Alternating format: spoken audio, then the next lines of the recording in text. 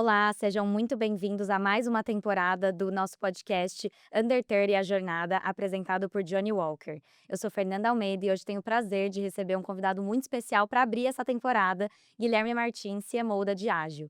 Guilherme, seja super bem-vindo, um prazer te ter aqui. Prazer é meu falar desse tema que eu adoro e de uma parceria de tão longa data já, né. Sim, queria falar exatamente disso. Você não é um Forbes Under 30, mas você tem um papel super especial, nessa lista, em apoiar essa lista à frente da Diageo, né, e uma das marcas, Johnnie Walker. Queria que você contasse um pouco dessa parceria, de quando vem e tudo que vocês vêm fazendo para apoiar jovens talentos como os nossos Under 30.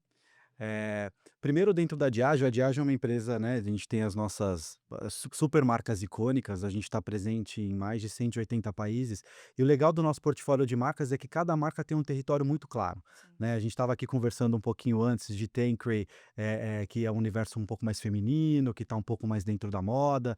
Johnnie Walker, né, uma das nossas marcas mais icônicas, é uma das marcas onde a gente tem um dos posicionamentos mais consistentes. Há 25 anos a gente tem o nosso slogan do Keep Walking, sendo, expresso de uma forma muito consistente, que é uma marca que fala de progresso, que fala de movimento, que fala sobre jornadas de pessoas, que desafiaram o status quo e foram autênticas, né, para trilhar, e criar suas próprias histórias. E quando a gente olha o progresso ao longo do tempo, o progresso vem mudando muito a forma como as pessoas se conectam e se inspiram, né.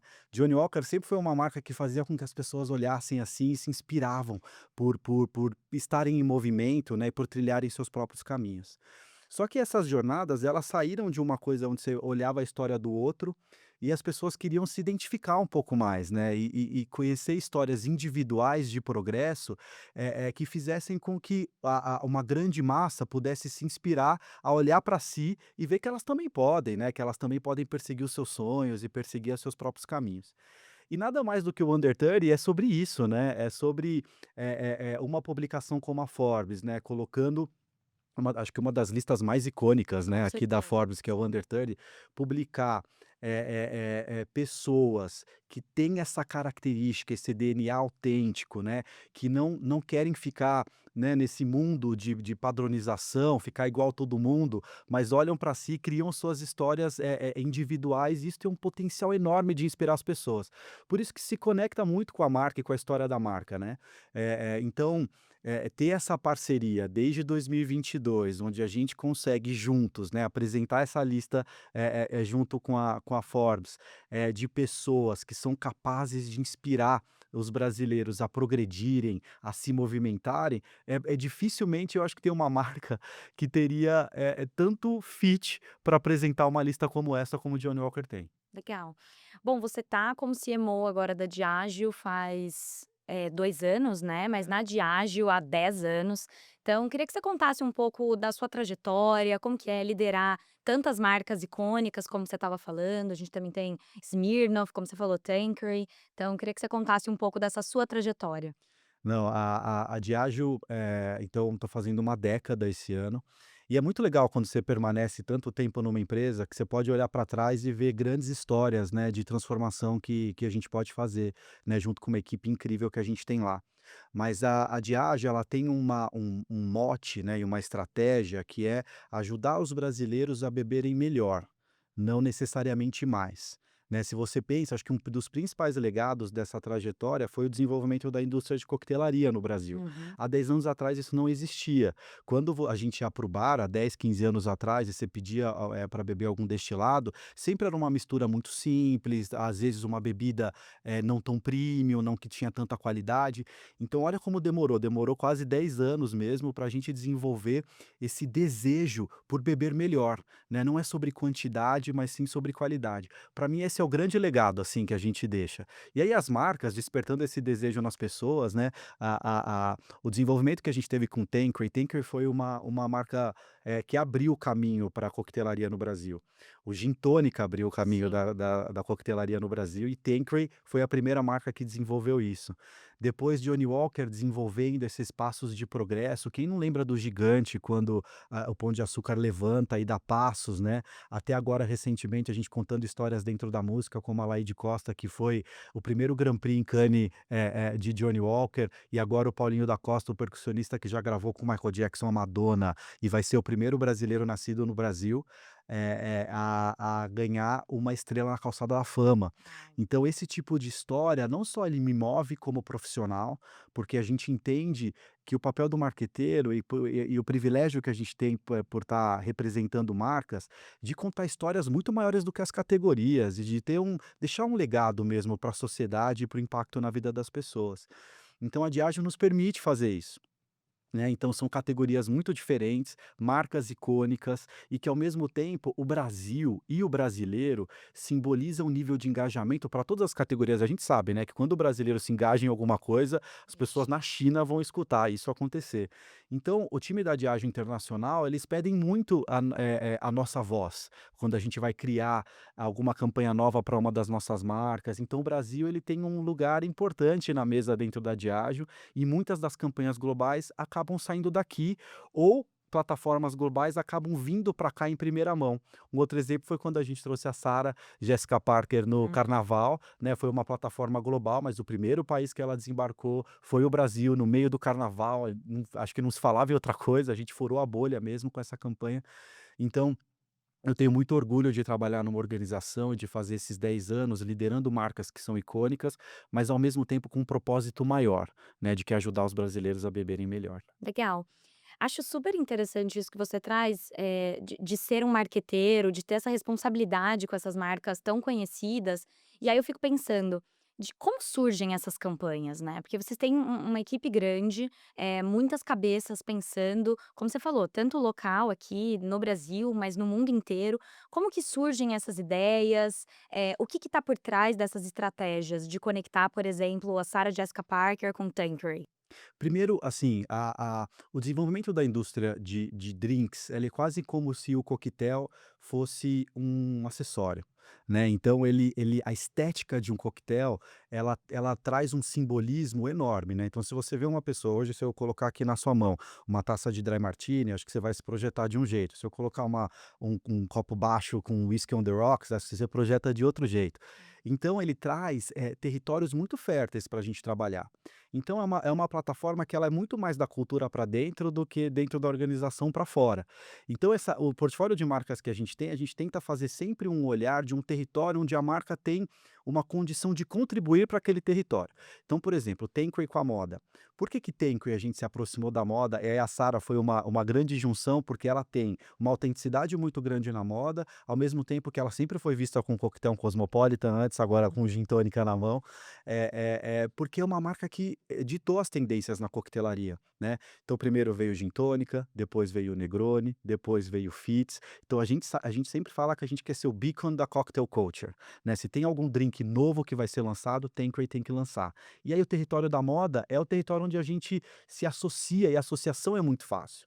Quando a gente vai para a Johnnie Walker é uma marca que a gente se aproximou muito da música, mas sempre com esse olhar de artistas que tiveram o seu passo, na configuração da música internacional, né, ou local mesmo, ou brasileira, né. Old Par é uma marca que o sertanejo se apropriou dela, a música sertaneja se apropriou dela, que o valor que está por trás são aquelas pessoas que no meio dessa modernização tão grande, eles falam: "Não, eu sei o que é bom".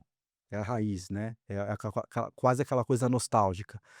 Então, quando a gente entende o território cultural de cada uma das marcas, e esse território onde as marcas podem ter uma contribuição, a criação fica muito mais fértil. E eu acho que a gente se coloca num lugar que é dar protagonismo para o consumidor, é dar protagonismo para este território. E aí a marca ela acaba virando, agregando valor como um acessório mesmo, mas ajudando a contar essas histórias.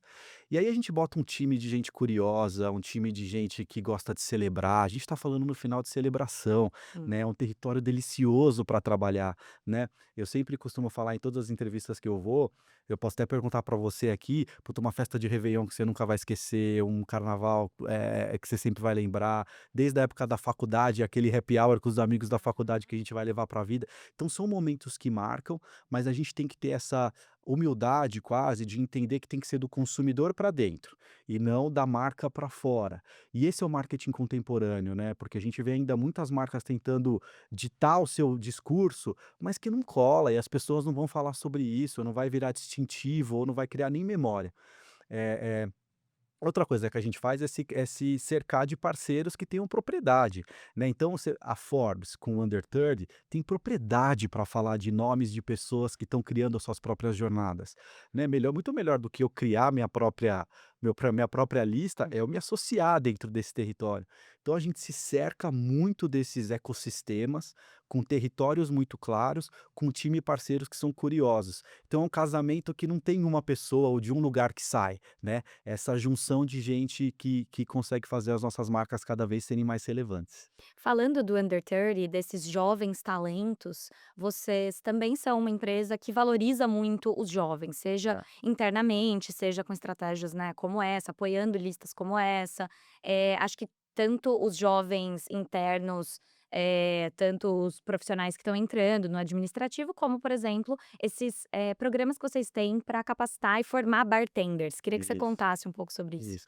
Não, eu acho que a gente sempre olha a jornada, né, dos consumidores, dos jovens adultos, a jornada da vida, tendo, claro, né, como a gente serve melhor, né, com as nossas marcas, mas como a gente também vira uma empresa que as pessoas têm desejo de trabalhar, né, pelas marcas e por tudo que a gente pode fazer.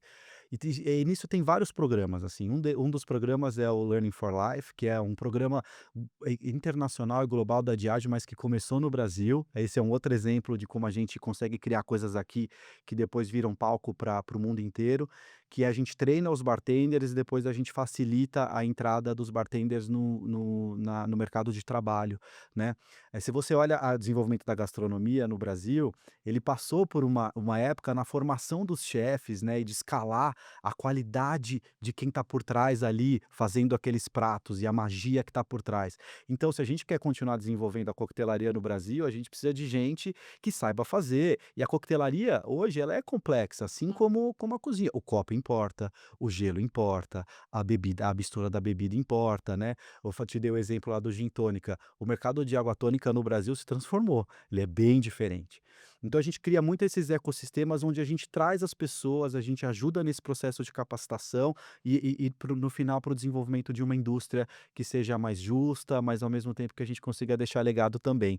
Esse é um dos exemplos. Eu acho que um outro exemplo de como a gente traz as pessoas dentro dessas políticas é como a gente trata a diversidade, e a equidade dentro da organização, né. Uma das políticas é a política da licença parental que a gente tem, que é 6 meses de licença paternidade e maternidade, independente da configuração familiar. E eu tenho muito orgulho porque eu tenho 3 filhos, né, o Bernardo, o Joaquim e a Estela. O Bernardo eu fiquei 5 dias de licença, porque não existia essa política, e aí o Joaquim nasceu em janeiro de 2020 e a política foi aprovada em novembro de 2019. Então eu fui o primeiro executivo na Diageo no Que mundo legal. inteiro a tirar essa licença. E é uma licença transformadora, assim, porque não só pelo vínculo, por você entender que você tem um papel que não é para ajudar em casa, é para dividir mesmo a responsabilidade.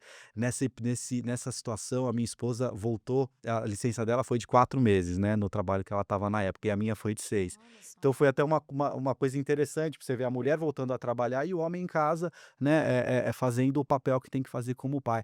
Então essas políticas e esses programas ajudam muito a atrair talentos, a formar um pouco mais desse universo que é tão importante para a saudabilidade da nossa indústria, mas ao mesmo tempo que as pessoas tenham, vontade de estar com a gente também. Sim, e muito interessante você falar isso, porque o papel do líder também, né, de tirar essa licença estendida e mostrar para sua equipe que é um executivo como você, que é um pai e vai estar em casa e depois vai voltar para o trabalho, e vai continuar construindo sua carreira, que É. não parou, muito longe disso, né, você só cresceu depois.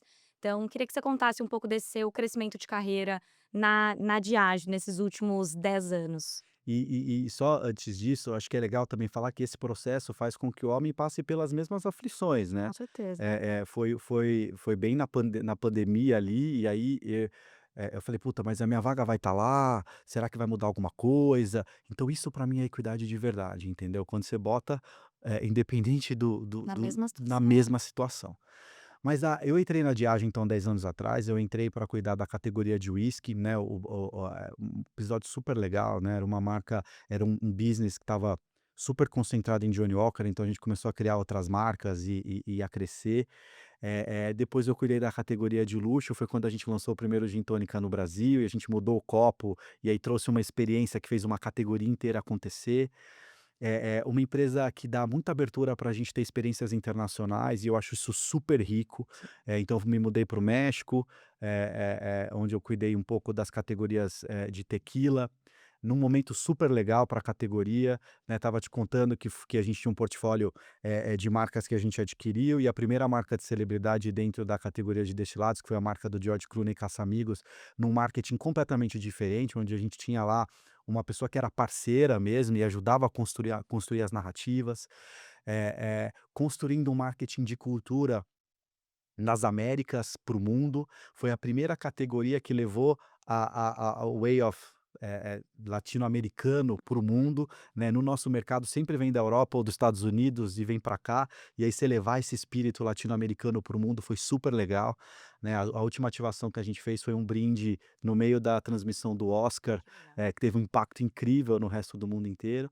Depois voltei para cá com esse desafio, né, de assumir todas as marcas, um super desafio legal, mas com muita intencionalidade, né. Você falou dos jovens, a gente está num caminho de entender muito como a geração, de jovens adultos está lidando, com álcool, e é justamente isso. Eles querem mais experiência, eles querem mais intencionalidade, longe de estarem deixando de beber, mas não querem o consumo em excesso, o que para a gente está muito dentro da nossa estratégia, para uma empresa que está aqui nos próximos 200 anos.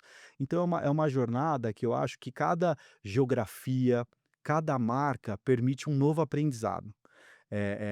As marcas têm tanta personalidade, tanta autenticidade, que eu vou te falar que você muda de uma marca para outra, eh você aprende coisas novas, né.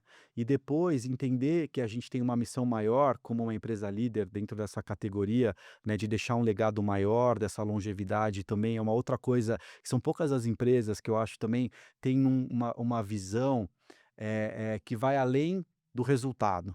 Obviamente que essa visão fez com que a gente crescesse, porque você vai falar de beber melhor, não tem uma companhia, hoje em dia, que pode qualificar melhor esse consumo lá na frente. E tem um impacto na vida dessa galera que está chegando, que quer deixar sua marca, que quer deixar a diferença. Eu acabei de julgar o Young Lions, a gente estava lá com uma categoria, e você vê esses jovens querendo criar, querendo trazer coisa nova. Então é uma companhia que permite, você criar. E para mim isso é muito importante, isso faz muito parte do meu DNA, assim. Eu vim de uma cidade muito pequena, onde é quase que a sua vida estava traçada, assim, sabe. Qual Você já cidade? Jabuticabal chama, no interior de Eu São Paulo. conheço, sou de Ribeirão Preto. Então, eu ia sempre para Ribeirão. O interior é um pouco assim, tem coisas incríveis, né, que essa coisa desse laço que você cria, mas ao mesmo tempo você conhece a cidade inteira, você sai do colégio, você já sabe com quem vai fazer. E eu queria essa coisa de poder criar Entendi. caminhos novos, expandir. Então eu vim para cá, para São Paulo com 17 anos, comecei a morar sozinho aqui com 17 anos, e aí trabalhar em alguns lugares, e a Diageo me permitiu abrir esse caminho. E eu sinto que eu tenho uma página em branco todo dia para criar alguma coisa nova. E eu sempre falo isso para minha equipe: "Você tá aqui para bater bumbo, não é essa organização. A gente está aqui para criar uma nova melodia a cada ano que passa". Isso é o que tira o melhor de mim. Que legal. Falando disso, de expandir, né, fronteiras e aprendizados, queria que você contasse um pouco dessa experiência internacional que você teve, o quão rica foi, tanto para sua carreira internamente na Diageo, mas pessoalmente também, em questões de aprendizados, né, vivência. Não, foi muito rico. Primeiro porque foi um momento muito único, assim. Quando eu cheguei para liderar esse negócio, ele era ainda um negócio muito concentrado no México, né, e um pouco nos Estados Unidos. Só que a partir do momento que a gente começou a construir essa categoria dentro da cultura americana, isso tem um spillover, né. Então essa categoria ela estava em todas as séries de White Lotus, ela estava lá no We Crashed, quando ele criou o Hum. WeWork, ele tomou uma tequila, isso começa a expandir para o mundo inteiro. Então a gente lançou em 90 países dentro de um ano. Eu quase não ficava no México, né, então uma hora eu fui para a Índia 3 vezes para a gente lançar e expandir o mercado na Índia, depois a gente lançou na China, a gente lançou no Japão, a gente lançou e por toda a Europa. Conhecer o mundo. Tive a oportunidade de conhecer o mundo e ver como cada geografia, tinha a sua pegada ali, né, pô, no verão europeu, naqueles grandes clubes, na Grécia, essa categoria chegando, então, assim, tanto de vivência, conhecimento de culturas diferentes, conhecimento de equipes diferentes, de como você lida, né, com essas equipes que têm culturas tão profundas, assim, como você tem que estar aberto para conhecer o novo. Foi muito rico, eu acho que me tornou um profissional ainda mais curioso, assim, porque hoje em dia para mim uma pessoa, de sucesso, ela tem que sempre se desafiar e sempre entender que ela não sabe tudo, Sim. né, e esse é o tipo de vivência que é todo dia: "Nossa, eu aprendi isso aqui novo, nossa, essa pessoa fez isso que foi legal". A gente falou de uma coisa de steal with pride, sabe, de pegar alguma coisa que alguém está fazendo Uhum. bem e vamos replicar, vamos fazer também em outros mercados e outras geografias, fazer isso acontecer. Então ela abre muito o horizonte. Eu ainda tenho vontade de voltar e de Uhum. de ter outras rodadas, assim, em outros mercados, porque eu acho muito rico. E pessoalmente falando também foi muito legal, né. Geograficamente, tá muito perto, então a minha família viajou muito, a gente pôde conhecer novos lugares, né. Quando eu voltei para cá, que o Brasil, a gente está um pouco mais distante, assim, né, eu tenho 3 filhos, mas não é toda hora que dá pra gente sair viajando com a família inteira. Os meus filhos, uma hora eles botaram a ca 2 cadeiras, assim, e eles falaram assim: "A gente está num avião indo viajar", até para eles começou a Uhum. abrir o caminho de como isso é rico, Sim. para a família também. Que legal. Bom, você estava falando dos jovens, né, da empresa, do seu time. Queria saber um conselho, né, a gente está nessa vibe dos under 30s, queria saber um conselho que você deixaria para esses jovens under 30s, que a gente vê uma geração super ansiosa hoje em dia, mas que quer fazer muita coisa, que quer conquistar muita coisa. O que que você diria para eles? Eu acho que eu valorizo muito a ambição, essa coisa de você querer algo a mais e de querer deixar uma marca. E eu acho que é sempre importante você achar isso dentro de você, assim, qual que é a sua estrela ali, para onde você quer caminhar. Ao mesmo tempo que acho que a principal dica que eu daria é não tenta agradar todo mundo, entendeu. Eu acho que as pessoas que criam histórias que vão ser lembradas, ela vai ser amada por alguns e talvez vai ser criticada por outros. E no mundo que a gente está hoje, se você quiser agradar todo mundo, você vai passar desapercebido. E aí eu acho que cada um tem que ver a jornada que quer traçar, se é uma jornada que passa desapercebida ou se é uma jornada que vai deixar uma marca de verdade. O que eu adoro dos Under 30 são jornadas que deixam marcas e que tem muita crítica ali em cima também, né? E são pessoas que vão acabar. É um reconhecimento tão especial que faz as pessoas aprenderem a lidar melhor com as críticas. Isso é uma coisa que eu falaria para mim, começando lá atrás. Eu acho que quando a gente está entrando no mercado de trabalho, acho que a gente tem essa gana de querer agradar muito as pessoas e às vezes a gente pode se perder um pouco da nossa essência, da nossa autenticidade, daquilo que a gente faz de melhor, e a gente acaba virando meio que um mar de iguais. E Uhum. aí eu acho que o mundo está precisando de diferentes. Com certeza. Ia perguntar justamente isso pra gente fechar. O que que você diria para o Guilherme under 30? Eu diria essas 2 coisas, assim, primeiro aproveitar mais o processo, eu acho que progresso, sucesso não é a linha final, é muito, as experiências que a gente adquire ao longo da jornada. Hoje em dia eu lembro muito das dos projetos e das experiências que me fizeram ser quem eu sou hoje, né, e quando eu estava lá, eu acho que eu estava me mirando muito mais na linha de chegada, e Em no vez de estar final, ali no em vez de estar ali momento. no momento, no presente, Uhum. então acho que tem que aproveitar muito, com muita atenção, no que aquilo tá te adicionando, o que aquilo tá te transformando. E o outro ponto é não tenta agradar todo mundo, quem tenta agradar todo mundo vai ser igual a todo mundo. E E se não se você agrada e não também. se agrada também, né, e eu acho que até se mutila mesmo, né, numa situação como essa, então acho que a gente tem que ser muito autêntico e fiel a quem a gente é. Perfeito, com essas mensagens, a gente finaliza a nossa conversa. Super obrigada, Guilherme, prazer te ouvir. Obrigado você, eu adorei o convite, adoro essa lista, acho que ela tem tudo a ver com o progresso, com o impacto das pessoas e tem tudo a ver com Keep Walking. Perfeito, obrigada. Obrigado. Muito obrigada por ter acompanhado a gente até aqui, até a próxima.